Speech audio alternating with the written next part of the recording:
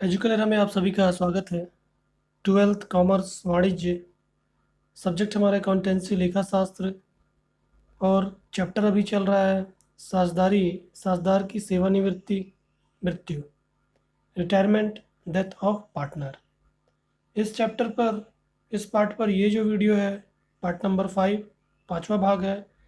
और इस वीडियो में हम आपकी एनसीईआरटी की बुक से इस चैप्टर की एनसीईआरटी की बुक से क्वेश्चन नंबर 5 को देखेंगे।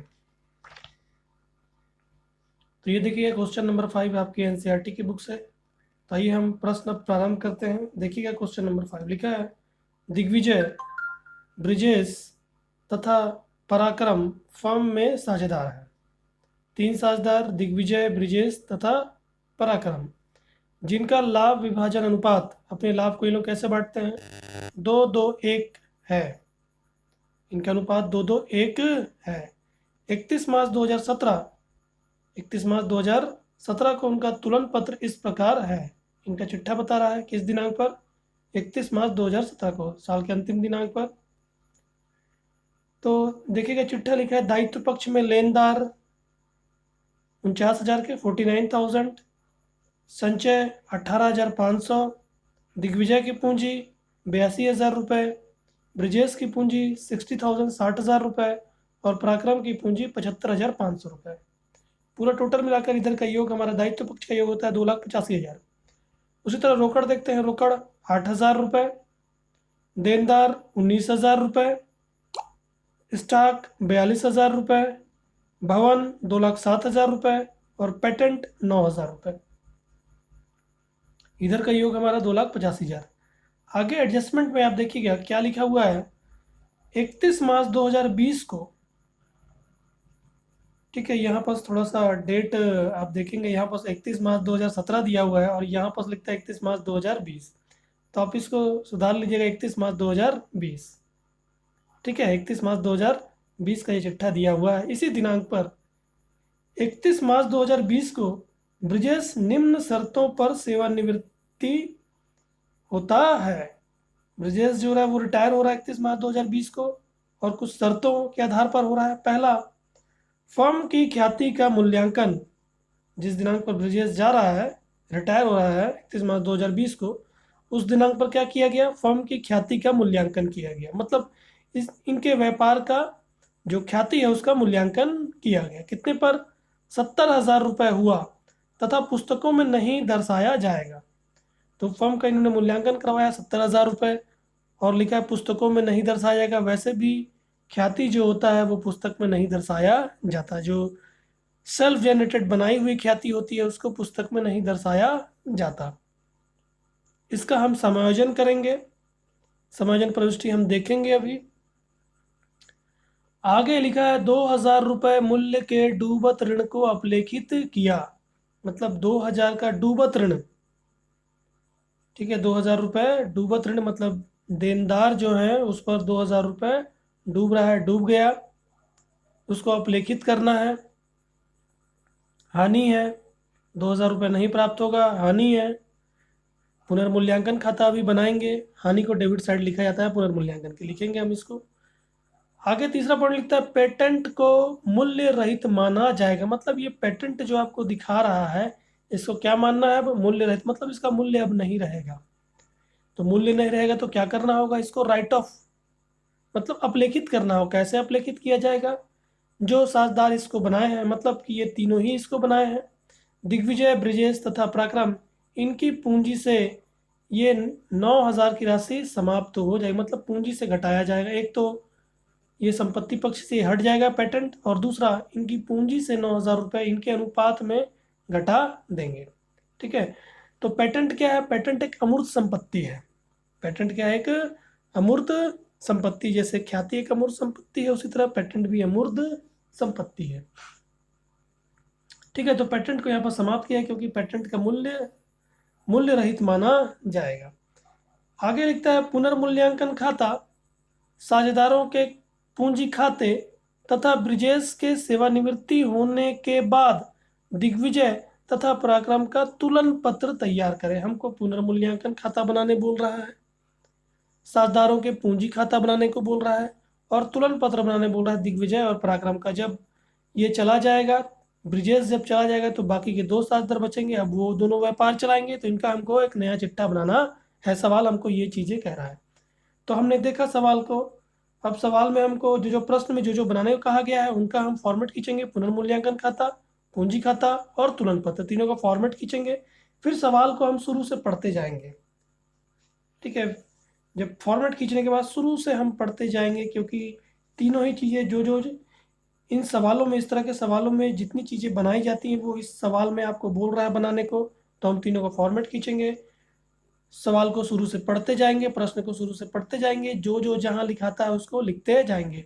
तो आपका जो चिट्ठा होता है उस चिट्ठे का एक एक जगह प्रभाव पड़ता है, और जैसे ही हम समायोजन में जाते हैं दो दो जगह प्रभाव देने लगते हैं।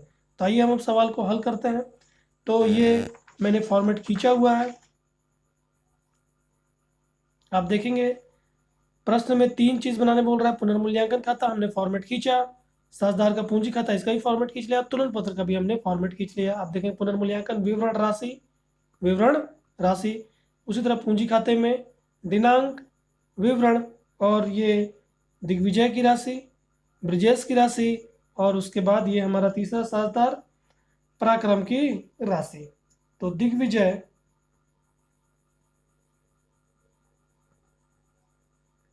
ब्रिजेश और पराक्रम, राशि की कॉलम, ये विवरण, ये दिनांक, तिथि। फिर उसी तरह यहाँ भी पराक्रम तीसरा साझेदार है, ब्रिजेश और दिग्विजय, ये राशि की कॉलम है इन तीनों का, ये हो गया विवरण, और ये हमारा तिथि दिनांक। तो ये फॉर्मेट हमने खींच लिया। दायित्व जो तुलन पत्र का आप देखेंगे, दायित्व, राशि, संपत्ति, परिसंपत्तियां, परिसंपत्तियां और राशि। उसी तरह पुनर्मूल्यांकन विवरण राशि, विवरण राशि। तो हमने तीनों फॉर्मेट खींच लिया, और ये इधर का वर्किंग नोट का है, आप देखेंगे। अब मैं सवाल हल कर रहा हूँ, शुरू से पढ़ते जाएंगे सवाल को। तो ये पहला वाक्य क्या लिखा है, दिग्विजय, ब्रिजेश तथा पराक्रम फर्म में साझेदार हैं जिनका लाभ विभाजन अनुपात 2:1:1 है। इनका अनुपात बता रहे हैं, इन तीनों के बीच का अनुपात है। जब ये तीनों व्यापार चला रहे थे तब इनका अनुपात है 2:2:1 का। ठीक है, तो इसका उपयोग हम कहाँ करेंगे, इसका उपयोग हम जब लाभ प्राप्ति अनुपात निकालेंगे, अभिलाभ अनुपात निकालेंगे। ठीक है, क्योंकि अभिलाभ अनुपात ख्याति के बंटवारे के लिए निकाला जाता है।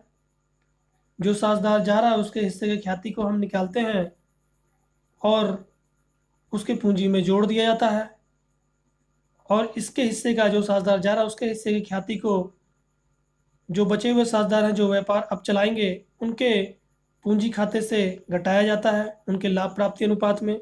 ऐसा क्यों किया जाता है, क्योंकि बचे हुए साझेदार क्षतिपूर्ति के रूप में जो साझेदार जा रहा है उसको ख्याति उसके खाते में जोड़ देते हैं।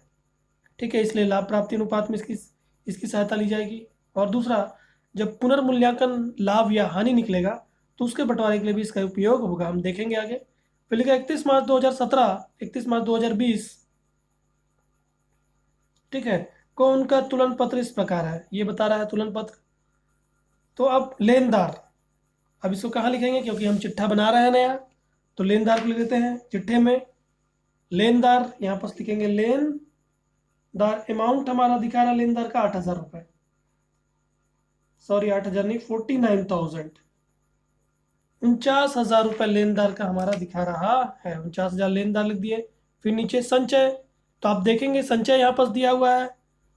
जब भी आप पुनर्गठन के सवाल पढ़ेंगे, मतलब ऐसी स्थिति जहाँ पर पुनर्गठन हो रही है, नया समझौता बन रहा है, तब क्या किया जाता है, संचय को समाप्त किया जाता है। अगर कोई लाभ है उसको भी समाप्त किया जाता है, कोई कोष है उसको भी समाप्त किया जाता है, और यदि कोई हानि है तो उसको भी समाप्त किया जाता है। कैसे समाप्त किया जाता है, जो साझेदार इनको बनाए हैं, मतलब संचय को कौन कौन बनाए, इन तीनों ही बनाए हैं, इन्हीं के लाभ में से बचकर ये संचय बनाया गया है। तो जिसको जो संचय को जिन्होंने बनाया है उनके पूंजी खाते में जाकर जोड़ दिया जाएगा, क्योंकि लाभ का हिस्सा है, लाभ पूंजी में जाकर जुड़ता है, लाभ में से ही बना है, दायित्व है। इनके पूंजी में जाकर जुड़ी, इसको समाप्त करके इनकी पूंजी में जोड़ दिया जाएगा। तो हम इसको करते हैं। अब संचय पूंजी में जाकर जुड़ेगा, इन तीनों के पूंजी में जुड़ेगा क्योंकि ब्रिजेश ने भी इसको बनाया है। कौन से अनुपात में? इनका जो अनुपात है इन तीनों के बीच में 2-2-1 के अनुपात में जुड़ेगा। तो हम लिखते हैं संचय पूंजी में जाकर जुड़ना है। ये पूंजी खाता है, यहाँ लिखेंगे संचय। अब अमाउंट कितना कितना लिखा जाए, क्योंकि यहाँ पर तो दिया हुआ 18,500 रुपये, तो उसके लिए हमको कैलकुलेशन करना पड़ेगा। कैलकुलेशन करते हैं। पहला working note number 1, working note number 1 संचय का विभाजन।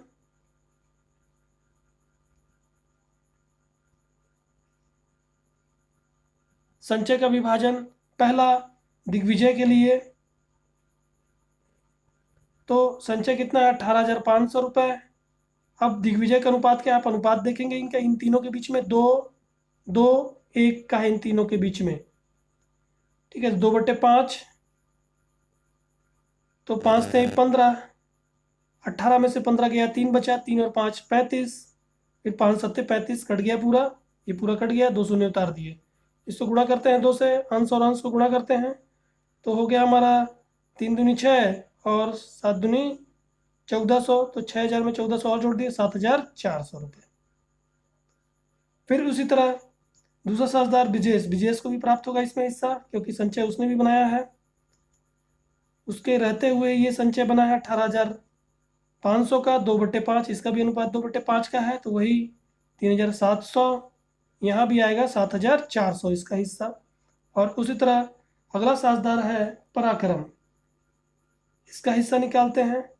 18,500 का 1/5, इसका अनुपात 1/5 का है। 2 2 4 1 5, 1/5 काटते हैं 3,700, तो इसका आता है 3,700। तीनों को जोड़ेंगे तो 18,500। ये हमारा संचय बढ़ गया। अब इसको लिख देते हैं, पूंजी में जुड़ेगा। संचय हमने लिखा है यहाँ पास, पूंजी खाते में जोड़ रहे हैं हम। पूंजी क्रेडिट होकर बनती है, तो इनकी पूंजी में जोड़ना है मतलब क्रेडिट करना पड़ेगा।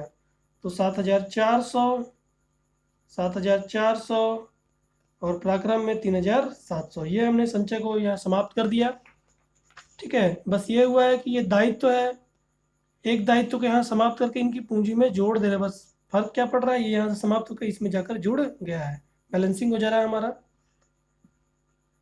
तो ये हमने संचय को देख लिया। फिर उसके बाद अब पूंजी में चलते हैं। दिग्विजय की पूंजी, ब्रिजेश की पूंजी और पराक्रम की पूंजी। पूंजी खाता हम बना रहे हैं, तो इनको, इन तीनों की पूंजी को वहाँ शेष के रूप में दिखाएंगे, प्रारंभिक शेष के रूप में। तो लिखते हैं दिग्विजय की पूंजी, यहाँ पर पूंजी खाता हमने बनाया है, यहाँ लिखेंगे शेष। पूंजी हमेशा क्रेडिट होकर बनती है, इनकी पूंजी ये पहले से शेष बता रही है। शेष लाया गया, तो दिग्विजय का 82,000 रुपये, ब्रिजेश का 60,000 रुपये और पराक्रम का देखेंगे आप तो 75,500 रुपये लिख देंगे, 75,500। ये तीनों का पूंजी हमने लिख दी। तो आप देखेंगे ये जो चिट्ठा है, ये जो तुलन पत्र, उसका एक ही जगह ही प्रभाव दिया जा रहा है, तो हमने इधर का पूरा लिख दिया। अब हम चलते हैं संपत्ति पक्ष में। कहाँ कहाँ लिखेंगे? रोकड़ संपत्ति है, रोकड़ के रूप में इसको लिखेंगे। तो देखेंगे आप ये रोकड़, ठीक है। संपत्ति पक्ष में रोकड़ 8,000 रुपये लिख देते हैं, रोकड़। अभी इसको अंदर ही में लिखते हैं, क्यों समायोजन हो सकता है, यहाँ पर लिख दिया हमने रोकड़। फिर उसके बाद अगला दिया हुआ है देनदार, देनदार भी लिख लेते हैं, देनदार। अमाउंट दिया है हमारा 19,000 रुपये। फिर आगे बोलता है स्टॉक, स्टॉक भी लिख लेते हैं, स्टॉक। अमाउंट हमारा है 42,000 रुपये, 42,000, 42,000 रुपये हमारा स्टॉक। फिर आगे बोलता है भवन, भवन भी लिख लेते हैं, भवन। अमाउंट दिया हुआ है 2,07,000, अंदर ही लिखते हैं अभी, 2,07,000 भवन लिख दिया। फिर उसके बाद पेटेंट, क्या लिखा हुआ है? पेटेंट। अभी हम नीचे देखेंगे तो पेटेंट को हमको समाप्त करने बोल रहा है, ठीक है। नीचे क्या बोल रहा है? पेटेंट को समाप्त करने को बोल रहा है, तो हम अभी कर लेते हैं, क्योंकि यहाँ पर लिखेंगे फिर बाद में काटना पड़ेगा, ठीक है। तो आप चाहे यहाँ पर भी लिख सकते हैं अंदर में, फिर बाद में इसको जब आप इस पॉइंट पहुँचेंगे तो आपको काटना पड़ेगा, ठीक है। तो मैं अभी सीधे सीधे, ठीक है, पेटेंट को मैं क्या है कि अब उसका मूल्य शून्य हो जाएगा, कुछ भी नहीं रहेगा, मतलब हानि हो गई, एक संपत्ति से हानि हो जा रही है, एक अमूर्त संपत्ति उससे हानि हो जा रही है। तो हानि कहाँ जाती है? पुनर्मूल्यांकन खाते के डेबिट साइड में। तो पुनर्मूल्यांकन खाते के डेबिट साइड में लिख देते हैं यहाँ पर पेटेंट। कितने की? 9,000 रुपये पेटेंट। आप देखेंगे 9,000 का एक जगह प्रभाव पड़ेगा इसका, 9,000 का पेटेंट, इसको भी हमने लिख दिया। तो ये हमारा संपत्ति भी पूरा हो गया, संपत्ति को जहाँ जहाँ जाना था वहाँ वहाँ हमने पूरा लिख दिया है। तो ये यहाँ से यहाँ तक पूरा हमारा समाप्त होता है। एक जगह पर बस्ती हमने सभी का एक एक जगह इम्पैक्ट डाल दिया है।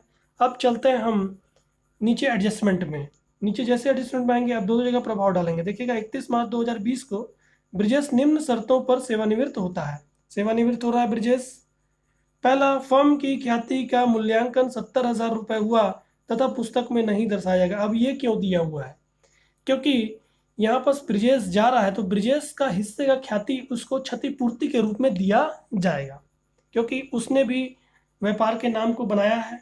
तो जब जो जा रहा है वो जा रहा है, तो उसने जितने का व्यापार का नाम बनाया है, ख्याति बनाया है, वो उसको मिलना चाहिए। तो हम निकालेंगे कि ब्रिजेश का कितना हिस्सा होता है वो उसके पूंजी में जोड़ दिया जाएगा। ठीक है, जितना हिस्सा होता है वो उसके पूंजी में जोड़ दिया जाएगा। अब दूसरा क्या होता है कि क्योंकि ख्याति को पुस्तक में नहीं दिखाना होता है, तो नहीं दिखाना होता तो क्या करना पड़ेगा? इसका समायोजन करना पड़ेगा। समायोजन कैसे करेंगे?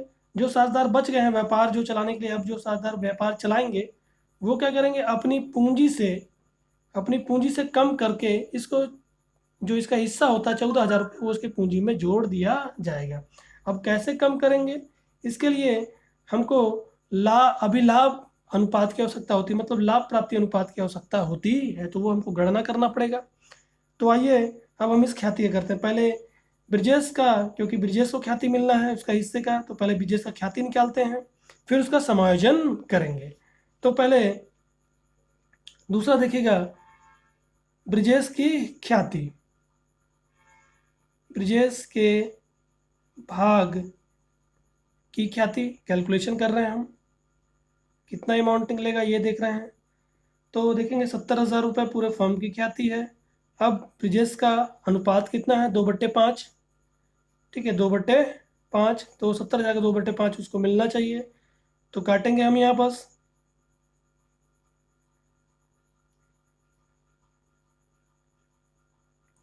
तो निकल कर आता है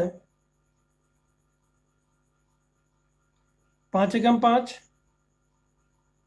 5 एकम 5, 2 बच गया, 2 और 0 20, फिर 5 चौके 20, कट गया पूरा, 3 शून्य लग जाएगा। 14,000 2 से गुणा करेंगे, ये हमारा हो जाता है 14 दूनी 28,000 रुपये उसके हिस्से का ख्याति होता है। 28,000 हिस्से का ख्याति होता है। अब 28,000 रुपये उसके पूंजी खाते में ख्याति के रूप में दिया जाएगा। तो कैसे देंगे ये हम समायोजित करते हुए देंगे, मतलब कि ये जो दो साझेदार हैं अपनी पूंजी से कम करेंगे 28,000 रुपये। अभी हम निकालेंगे कितना कितना इनकी पूंजी से कम करना है, और ब्रिजेश के पूंजी खाते में जोड़ दिया जाएगा 28,000 रुपये। इनका हमको एक समायोजन प्रविष्टि देना होगा। तो यहाँ पर पहले निकाल लेते हैं हम कि ब्रिजेश के ख्याति का समायोजन। कैलकुलेशन करते हैं। तीसरा, ब्रिजेश की ख्याति का समायोजन। ठीक, तो कौन कौन समायोजित करेगा? जो साझेदार बच जा रहे हैं, जो अब व्यापार चलाएंगे, दिग्विजय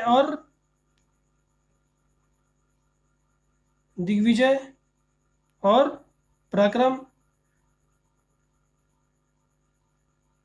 ठीक है, तो कितना हो गया? 28,000 समायोजित करना है, 28,000। तो इसको कैसे बांटा जाएगा? इसको बांटने के लिए हमको एक अनुपात निकालना होता है। जो साझेदार जा रहा है उसकी ख्याति का समायोजन बाकी के बचे हुए साझेदार कैसे करते हैं? अपने लाभ प्राप्ति अनुपात में बांट करके अपने पूंजी खाते से घटा लेते हैं। तो हमको एक अनुपात निकालना पड़ेगा, वो अनुपात है अभिलाभ अनुपात, अभिलाभ या लाभ प्राप्ति अनुपात। अब इसको कैसे निकाला जाता है? अभिलाभ अनुपात कैसे निकाला जाता है?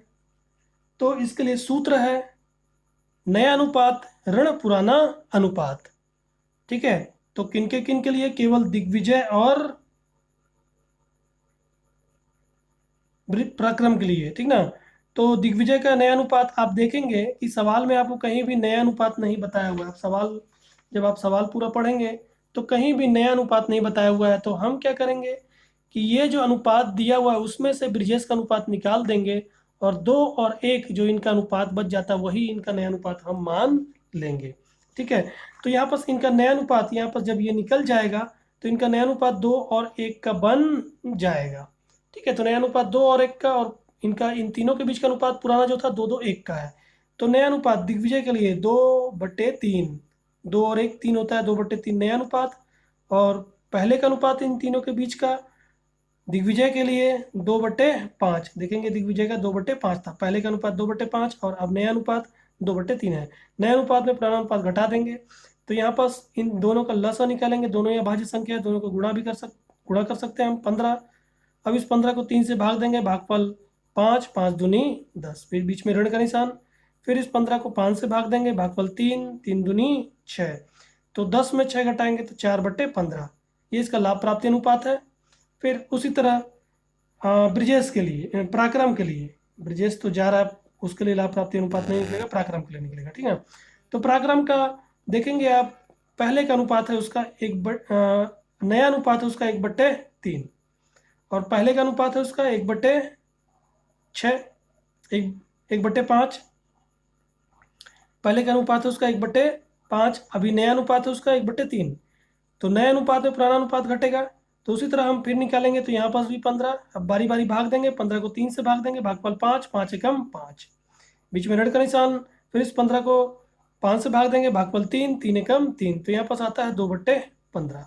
अब देखेंगे इनका जो लाभ प्राप्ति अनुपात है 4 और 2 का है, तो इसको आप और छोटा कर सकते हैं, 2 एकम 2 दूनी 4 और 2 एकम 2, तो ये 2 और 1 का इनका लाभ प्राप्ति अनुपात आता है। मतलब जो इनका नया अनुपात है वही इनका लाभ प्राप्ति अनुपात भी है।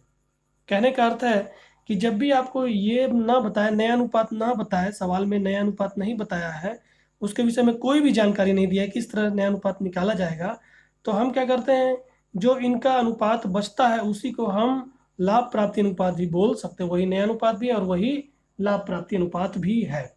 ठीक, तो अब इस 28,000 को इसी लाभ प्राप्ति अनुपात में बांट करके इनकी पूंजी खाता से कम किया जाएगा और इसके पूंजी खाता में बढ़ा दिया जाएगा, समाजित प्रविष्टि एक करेंगे। ठीक ना, देखिए कैसे करेंगे, तो 28,000 को अब बांटते हैं 2 और 1 3, 2/3।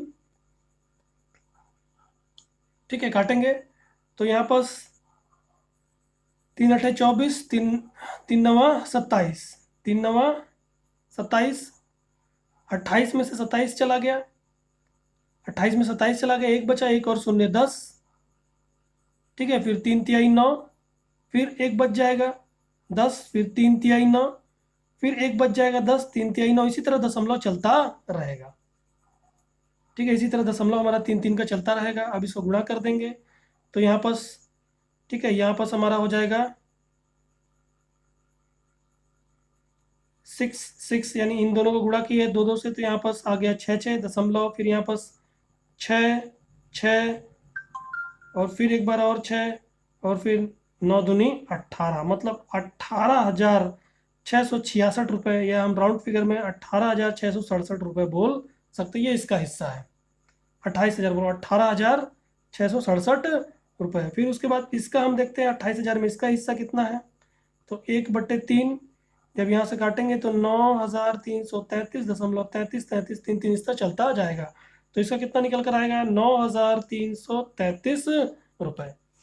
इन दोनों का आता है, इसका आता है 18,667 और इसका 9,333, मतलब कि ये दोनों इतना इतना अपने पूंजी से कम करेंगे और इसकी पूंजी में जाकर जोड़ देंगे। ठीक है, तो अब कैसे जोड़ेंगे, आप देखेंगे एक पंजी प्रविष्टि हम करते हैं यहाँ पर, जब भी हम सेवानिवृत्ति वाला देखते हैं सवाल तो हमको पंजी प्रविष्टि आप देखेंगे, तो क्या होता है कि जिस साझेदार को दिया जा रहा है, क्योंकि यहाँ पास ब्रिजेश जा रहा है, उसकी पूंजी को बढ़ाना है, तो ब्रिजेश की पूंजी को हम क्रिएट कर देंगे ब्रिजेश पूंजी खाता से, और इन दोनों की पूंजी को डेबिट किया जाएगा। दिग्विजय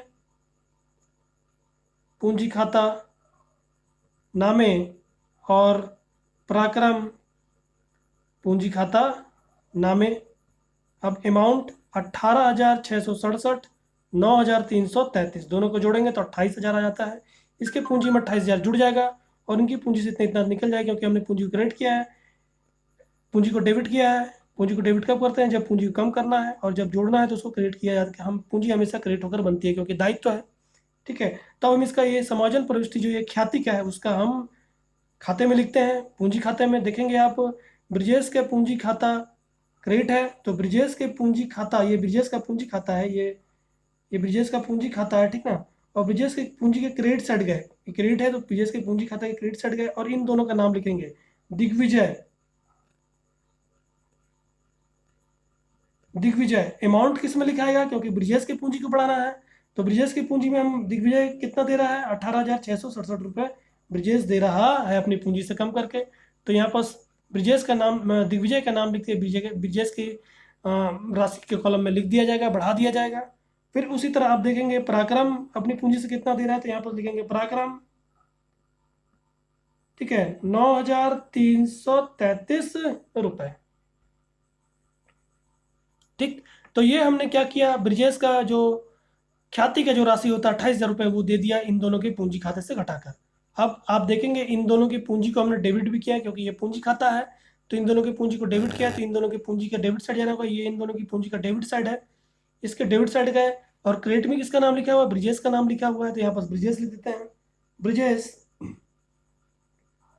अमाउंट इन दोनों में, क्योंकि इन दोनों की पूंजी से कम करना है, इसकी पूंजी में बढ़ाना था, इसलिए दोनों यहाँ पर नाम लिखा, इसकी पूंजी को बढ़ाया गया। यहाँ पर कम करना इन दोनों की पूंजी को, समायोजन प्रविष्टि है, तो यहाँ पर 18,667 रुपये और 9,333 रुपये, ये हमने ख्याति का समायोजन कर दिया। जब भी आप सेवानिवृत्ति वाले सवाल बना रहे हैं तो आपको ख्याति का समायोजन इसी तरह करना होगा। जो साझेदार जा रहा है उसकी पूंजी में आपको बढ़ाना होगा समायोजित प्रविष्टि करते हुए, और जो साझेदार बच जा रहे हैं, अब जो व्यापार चलाएंगे उनकी पूंजी से कम कर दिया जाएगा, ठीक है। ये दोनों क्षतिपूर्ति के रूप में इसको देंगे।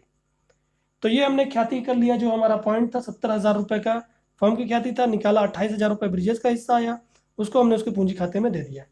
अब अगला पॉइंट देखिएगा, इसका देखेंगे दो जगह प्रभाव पड़ा, एक बार एक पूंजी में जुड़ा है ब्रिजेश के, और एक बार इनकी पूंजी से घट गया, समायोजित हो गया, एक जन के पूंजी में जुड़ा और बाकी के 2 जन की पूंजी से घट गया, ठीक है। 28,000 जुड़ा और 28,000 समाप्त हो गया, प्रभाव बराबर हो जाता है, इफेक्ट बराबर पड़ गया। फिर अब आगे चलते हैं, 2,000 रुपये मूल्य के डूबत ऋण को अपलेखित किया, मतलब 2,000 जो डूबत ऋण है, देनदार पर 2,000 रुपये प्राप्त नहीं होगा, हानि हो गई, नहीं प्राप्त होगा, डूब रहा है, ठीक है। तो हमको क्या हानि के रूप में लिखना पड़ेगा, तो हानि किस में जाता है, आप देखेंगे पुनर्मूल्यांकन खाते के डेबिट साइड जाता है, तो यहाँ पर लिखेंगे डूबत ऋण, अमाउंट कितना हो गया, 2,000 रुपये डूब रहा है, 2,000 रुपये लिख देंगे, ठीक है। अब एक प्रभाव पड़ गया, दूसरा प्रभाव क्या होगा, क्योंकि अब हमारा देनदार कम हो जा रहा है, 17,000 अब 19,000 नहीं रहेगा, 2,000 रुपये कम हो जा रहा है, तो यहाँ पर डूबत ऋण के रूप में हम इसको माइनस करेंगे, डूबत ऋण, ठीक है। तो अब हमारा कितना हो गया, ये 17,000 रुपये हो जाएगा। ये हमने लिख दिया दो प्रभाव, एक हानि के रूप में और दूसरा अपने देनदार से घटा दिया, तो इसका 2 प्रभाव पड़ गया। फिर उसके बाद अगला तीसरा पॉइंट लिखता है कि पेटेंट को मूल्य रहित माना जाएगा, तो पेटेंट को हमको मूल्य रहित बनाना है, मतलब 9,000 का यहाँ पास पेटेंट देना है, इसको अब चिट्ठे में, जो नया चिट्ठा बना रहे हैं उस चिट्ठे में अब संपत्ति के रूप में हमको नहीं लिखना है, तो इसको समाप्त करना है, राइट ऑफ करना है।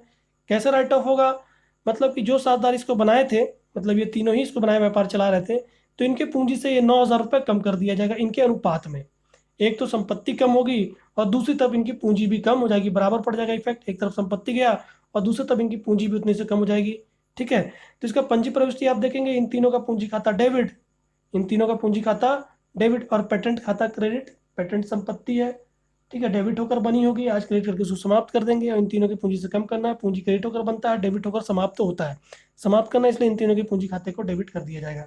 तो हम इन तीनों के पूंजी खाते के डेबिट साइड आएंगे, यहाँ पर पूंजी खाता हमने बनाया है, इसके डेबिट साइड आते हैं, ठीक है। हमने एक तो लिख दिया ये पेटेंट, यहाँ पास 9,000 रुपये लिख दिया। अब दूसरा, ठीक है, इस पेटेंट को हमको समाप्त करना होगा इनके पूंजी खाता से, तो हम यहाँ लिखते हैं,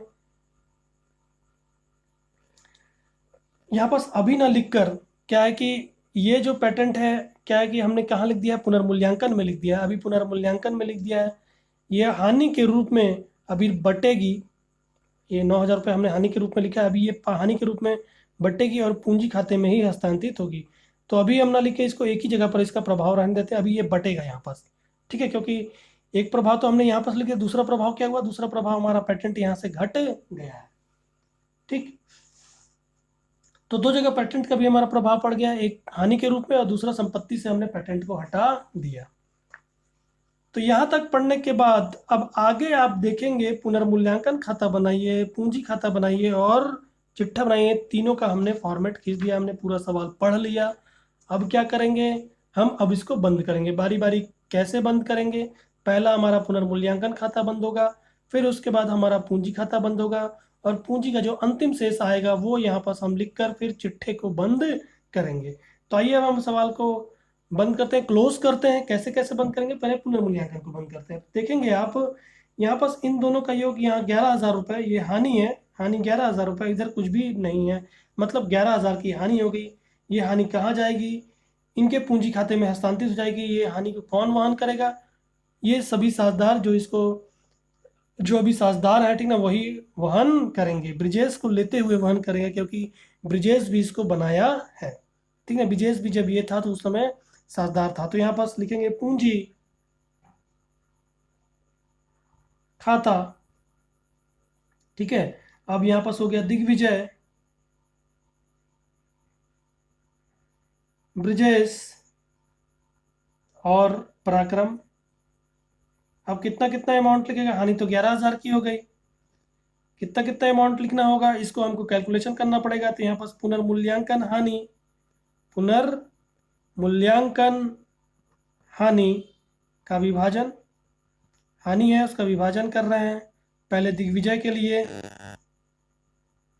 पहले दिग्विजय के लिए, तो आप देखेंगे हानि कितनी हो गई, 11,000 की हो गई। दिग्विजय का अनुपात क्या है, 2/5। इनका जो अनुपात था उसी में बटेगा, नए अनुपात में नहीं, जो इनका अनुपात था इन तीनों के बीच में उस अनुपात में बटेगा। तो यहाँ पास 5 दूनी 10, 11 में से 10 गया, एक बचा, एक और शून्य 10, फिर 5 दूनी 10, और ये पूरा कट गया 110, 2 शून्य बच जाता है 2,200 रुपये। अंश और अंश को गुणा करेंगे तो 4,400 रुपये। दिग्विजय के 4,400 इसके पूंजी खाते से माइनस किया जाएगा। उसी तरह ब्रजेश के लिए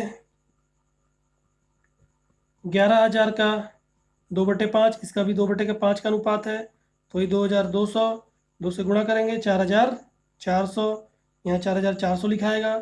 फिर उसके बाद पराक्रम 11,000 का 1/5, तो 2,200 इसके हिस्से में 2,200 इसके पूंजी खाते से कम किया जाएगा। तो यहाँ पर अभी हम बताते हैं, यहाँ पर हो गया 4,400, 4,400 और 2,200, ये हो गया पूरा 11,000 जोड़ेंगे, ये हमारा क्लोज हो गया। 11,000 इधर का भी जोड़ और इधर का भी 11,000 योग आ गया। अब ये हानि है, ठीक है। लाभ होता है तो पूंजी में जुड़ता है, पुनर्मूल्यांकन लाभ होता है पूंजी में जुड़ता है, पुनर्मूल्यांकन हानि है पूंजी से घटने लगेगी। यहाँ पर लिखेंगे पुनर्मूल्यांकन, पुनर्मूल्यांकन खाता, और लिख देंगे हानि, हानि है ये, कितने कितने की हानि हुई, 4,400 हानि हो गई दिग्विजय के लिए, 4,400 हानि हो गई ब्रिजेश के लिए, और 2,200 हानि होगी पराक्रम के लिए, पूंजी से घटने लगेगा, ठीक है। पूंजी क्रेडिट होकर बनता है, डेबिट होकर समाप्त होता है, समाप्त हो रहा है, घट रहा है। तो यहाँ पास हमने पुनर्मूल्यांकन का पूरा कर दिया, पुनर्मूल्यांकन खाते को बंद किया, इसका जो भी हानि था उठाकर हम पूंजी खाते में ले आए। अब इसको हम क्लोज करेंगे, ठीक है। और अंतिम पूंजी जो आएगा वो हमारा उठ के आ जाएगा चिट्ठे में, फिर चिट्ठे को क्लोज किया जाएगा, ठीक है। तो आइए हम देखते हैं अब इसको कैसे क्लोज करेंगे। तो हमको देखना होगा दोनों तरफ का योग, इधर का योग और इधर का योग। आपको देखने से पता चल रहा है इधर 82,000 और 82,000 और 7,400 और है, मतलब 89,400। इधर का जोड़ 89,400 और इधर का हमारा जोड़ कम है, मतलब कि इसके पास पूंजी ज़्यादा है। तो जोड़ते हैं, इधर का योग है हमारा 82,000 और 7,400, तो 004 और 7 2 9, 89,400, इधर का जोड़ आता है हमारा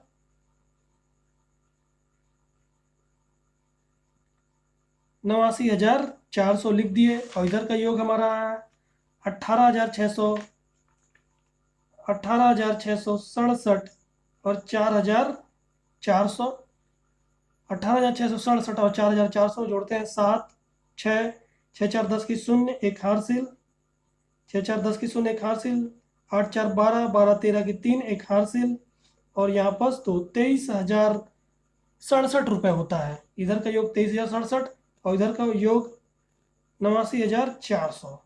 89,400 में 23,067 रुपये घटाते हैं, 89,400 में 23,067 रुपये घटाते हैं तो 3, 10 में से 7 गया 3, 9 में से 6 गया 3, और यहाँ पास 3, ये 4 इसको हाथ से दिया तो ये भी 3 हो गया। यहाँ पास 9 में से 3 गया 6, और 8 में से 2 गया 6, 66,333 रुपये। 66,333 रुपये हमारा योग आता है इसका, ठीक ना। हम इसको शेष के रूप में लिख देते हैं क्योंकि शेष पूंजी के रूप में बचेगा इसका, ठीक है। शेष लिख दिया, 66,333 रुपये हो गया इसका। इसका हमने पूरा कर दिया। फिर उसके बाद आते हैं ब्रिजेश के पास। अब ब्रिजेश में देखते हैं कितना कितना है। 60,000 और ये 7,400 तो हो गया 67,700। 60,000 में 7 जोड़े 67,400। फिर उसके बाद 18,000 और दिया हुआ है, 18,667 रुपये जोड़ देते हैं तो 7 6 6 4 10 की 0 एक हारसिल, 15 16 की 6 एक हारसिल, 6 1 7 1 8। उसमें 9,333 रुपये और जोड़ देते हैं तो 0 9 10 की 0 एक हारसिल, 3 1 4, 15 की 5 एक हारसिल, 95,400 रुपये इसका आता है। 95,400 रुपये इधर का योग, ठीक है। और इधर का योग कितना है, केवल 4,400 रुपये। तो 95,400 में हम 4,400 घटा देते हैं तो 0 0, 4 में 4 गया 0, 5 में 4 गया 1, 91,000 रुपये इसका शेष होता है। तो ये इसकी पूंजी के रूप में नहीं लिखेंगे क्योंकि अब ये चला जा रहा है, तो अब ये मालिक नहीं है, रिटायर हो रहा है, मालिक नहीं रहेगा। तो क्या मानेंगे, अभी हम इसको रोकड़ ना देकर हम मानेंगे कि इसका ऋण, मतलब कि ऋण के रूप में ये पैसा, जितना भी पैसा इसका पूंजी बच रहा है, जितना भी इसका पैसा हो रहा है पूंजी का, उसको ऋण मान लिया जाएगा। तो यहाँ पर लिखेंगे ऋण खाता, ठीक है। ब्रिजेश का ऋण खाता 91,000 रुपये, ठीक है। हमने इसका पूंजी को अभी ऋण में हस्तांतरित कर दिया है क्योंकि अभी ये मालिक नहीं है तो पूंजी नहीं लिखेंगे, अब हम इसको ऋण के रूप में मानेंगे। तो यहाँ पर हमारा ब्रिजेश का भी होता है। अब आते हैं पराक्रम में। पराक्रम का योग कितना है तो इधर का देखते हैं, 75,500, 75,500, 3,700 तो 0 0 7 5 12 की 2 एक हारसिल, 5 3 1 8 9 और ये 7, 79,200 रुपये। इधर का योग करते हैं तो 9,333, 9,333 और 2,200 तो 3 3 5 और 9 2 11, ठीक है। 3 3 3 2 5 और 9 2 11, 11,533। इधर का 79,200 और इधर 11,533, 11,533 घटाते हैं इसको तो 10 में से 3 गया 7, 9 में से 3 गया 6, और यहाँ पास 11 में से 5 गया 6, 8 में से 1 गया 7, और 7 में से 1 गया 6, 67,666 रुपये।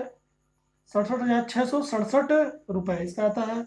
67,667 रुपये लिख लेते हैं पूंजी के, अंतिम पूंजी के रूप में 67,667 रुपये।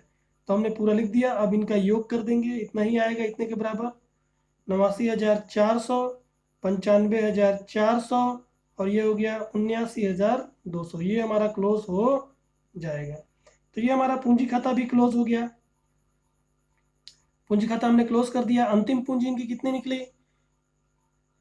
66,333 और 67,667, इन दोनों का निकलता है। और ऋण के रूप में कितना आया, 91,000 रुपये आया है। किसका ऋण है ये, ब्रिजेश का ऋण है। ब्रिजेश को मान रहे ब्रिजेश ने ऋण के रूप में दिया हुआ है। अब लिख देते हैं, पहले ब्रिजेश का ऋण लिखते हैं। तो ब्रिजेश ऋण कितना निकल कर आया, 91,000 रुपये। और इन दोनों की पूंजी, पूंजी खाता, ठीक है, दिग्विजय 66,333 और पराक्रम 67,667, दोनों को जोड़ लेते हैं। 7 3 10 की 0 एक हारसिल, 6 3 9 10 की 0 एक हारसिल, 6 3 9 10 की 0 एक हारसिल। ये हो गया 6 और 7 13, 14 की 4 एक हारसिल, 6 6 12 1 13, 1,34,000 आता है। अब हमने पूरा लिख दिया। अब हम इसको क्लोज करते हैं। तो क्लोज करने से पहले हम जो अंदर कुछ राशियां दी हुई इसको बाहर कर लेते हैं। लेनदार पूरा बाहर करेंगे। 49,000, 49,000, ब्रिजेश का ऋण बाहर है, पूंजी भी बाहर है। उसके बाद रोकड़ को भी बाहर करते हैं 8,000 रुपये। देनदार बाहर है, स्कंद को बाहर करते हैं 42,000 रुपये। ठीक है, और भवन हमारा हो गया 2,07,000 रुपये। ठीक है, भवन हमारा हो गया 2,07,000 रुपये। अब हम इसको टोटल करते हैं, दोनों तरफ का हमारा आपस में बराबर आएगा। अगर बराबर नहीं आया इसका मतलब कि सवाल हमने कहीं ना कहीं हल गलत किया है। ठीक है, तो आज आइए हम इसको जोड़ते हैं। अब इधर का पहले करते हैं 49,000, ये हो गया हमारा 49,000। ठीक ना, उसमें 91 और जोड़ते हैं 91,000। शून्य शून्य शून्य, 10 की शून्य, एक हारसिल, 13 और 1 14, 1,40,000। 1,40,000, उसमें हम 1,34,000 और जोड़ देते हैं। 1,40,000 में 1,34,000 हम और जोड़ते हैं, तो शून्य शून्य शून्य, शून्य में 4 जुड़ा, 4 4 और 3 7, और ये 1 1 2, 2,74,000 हमारा योग आता है। 2,74,000 इधर का योग आता है। फिर उसी तरह हम इधर का योग करते हैं, देखते हैं 2,74,000 2,74,000 आता है कि नहीं। तो ये लिखा हुआ है 8,000, लिख दिया हमने 8,000। फिर उसके बाद 17,000 रुपये लिखा है, 17,000 रुपये। शून्य शून्य शून्य, 15 की 5, एक हारसिल, और ये हो गया 2, 25,000 रुपये। फिर उसके बाद 42,000 दिया हुआ है, 42,000 रुपये। शून्य शून्य शून्य, और यहाँ पास 5 2 7, और 4 2 6, 67,000 रुपये। और उसमें हम फिर 2,07,000 और जोड़ देते हैं, तो शून्य शून्य शून्य, 7 7 14 की 4, एक हारसिल, 6 1 7, और ये 2। तो इधर का भी योग आता है हमारा 2,74,000। तो हमारा दोनों तरफ का टोटल बराबर आता है। इसका मतलब कि सवाल हमने सही हल किया है। तो ये हमारा सवाल यहीं पर समाप्त होता है। आपको जो जो चीज़ें बनाने को बोली गई थी सवाल में, मैंने वो आपको बनाकर बताया। पुनर्मूल्यांकन खाता बनाया, 11,000 का लॉस। साझेदारी का पूंजी खाता बनाया, इसका 66,333 और 67,667 रुपये अंतिम पूंजी निकल कर आती है। और 91,000 रुपये इसका ऋण के रूप में निकल कर आता है, वो भी हमने लिखा। और दोनों तरफ का जो चिट्ठा बंद करते हैं 2,74,000 2,74,000। और इसका वर्किंग नोट भी मैंने आपको बनाकर बताया किस तरह वर्किंग नोट बनता है। तो यहाँ पर हमारा सवाल समाप्त होता है। ये क्वेश्चन नंबर 5 आपके एनसीईआरटी की बुक से मैंने आपको बनाकर बताया। आशा करता हूँ कि आपको ये सवाल का हल समझ आया होगा। तो मेरे चैनल को अभी तक यदि सब्सक्राइब नहीं किया तो प्लीज़ चैनल को सब्सक्राइब कर लें, नोटिफिकेशन बेल प्रेस कर लें, जिससे आने वाले वीडियो को नोटिफिकेशन प्राप्त होता रहे। और वीडियो को प्लीज़ लाइक और शेयर करना ना भूलें। आज के लिए इतना ही, धन्यवाद।